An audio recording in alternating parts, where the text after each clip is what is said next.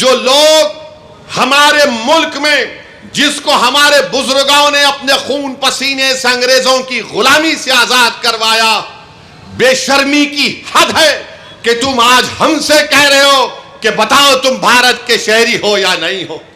अरे अगर हमसे पूछने वालों, जाओ अंडमान की उस काला पानी की जेल से जाकर पूछो, अगर अल्लाह उस जेल के दीवारों को, ईंटों को जबान देगा तो पुकार पुकार कर कहेंगे कि यहां पर वो मुजाहिदीन कैद थे जिन्होंने अंग्रेजों से समझौता नहीं किया, जिन्होंने अंग्रेजों को माफीनामा लिख कर नहीं दिया और अपनी जानों को कुर्बान कर दिया।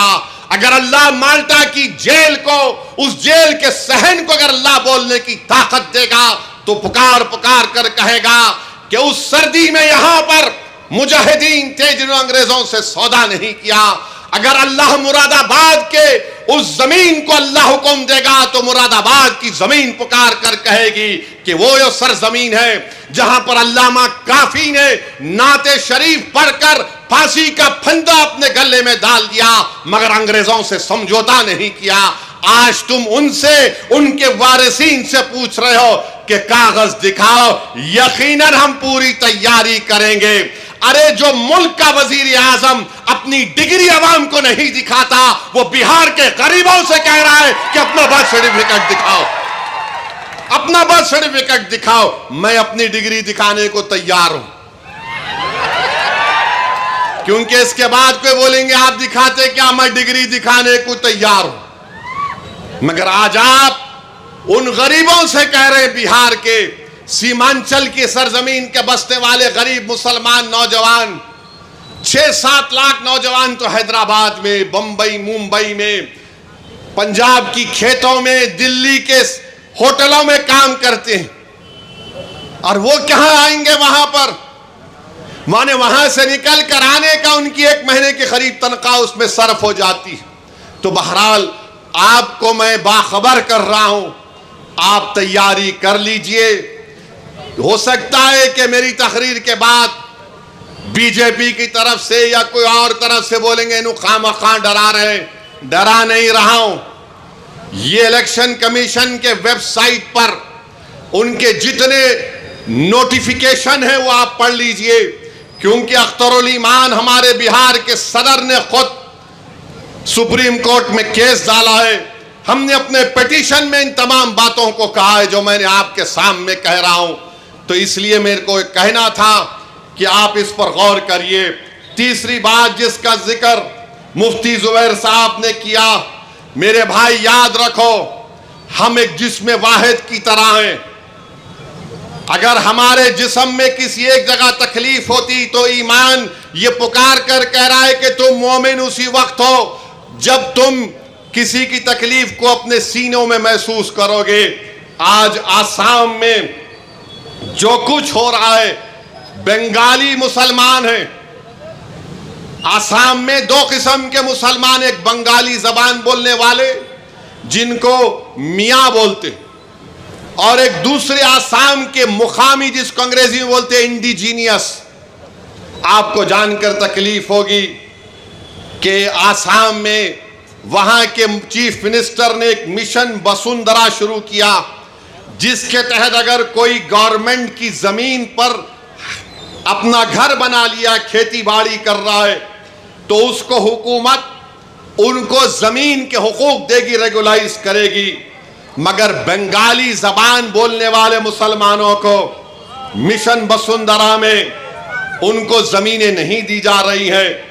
आप सोचो थोड़ी देर के लिए, जुलाई 2025 में 3300 बंगाली जबान बोलने वाले, बड़ी तादाद में मुसलमान भी, हिंदू भी हैं थोड़े बहुत, उनको बेदखल कर दिया गया, उनको निकाल दिया गया। कितने? 3300 परिवारों को, 3300 अफराद को नहीं। अगर 3300 को आप पकड़ लिए, उसकी बीवी और 2 बच्चे, तो आप यही 7-8 हजार हो जाते। 1 महीना भी न खत्म होने आ रहा है, करीब 7000 लोग बेघर हो गए। डुबरी में, लखीमपुर में, नलबारी में, गोलपारा में, और जो गवर्नमेंट लैंड पर घर बना लिए, फॉरेस्ट लैंड पर घर बना लिए। सिर्फ डुबरी में 1400 खानदानों को उनको हटा दिया गया। क्यों? क्योंकि वहां के मुख्यमंत्री कह रहे मैं थर्मल प्लांट बनाऊंगा। एक बड़े सरमायादार को बुलाकर कह रहे और पावर प्लांट बना रहे और 1400 लोगों को बेघर कर दिया गया। फिर जुलाई 12 को आसाम के मुख्यमंत्री ने बयान दिया कि ये कौन बंगाली मुसलमान, जबान बोलने वाले मुसलमान हैं जो 200 की 300 किलोमीटर दूर जाकर अपने घर बार को बसाते हैं। ये साजिश है, कह रहे वो, कह रहे साजिश है हमको अकलियत बनाने के लिए।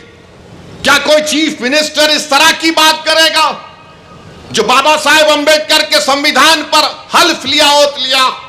और फिर 11 जुलाई को चीफ मिनिस्टर ने कहा कि हम 25,000 एकड़ को साफ कर चुके हैं, 25,000 एकड़ को।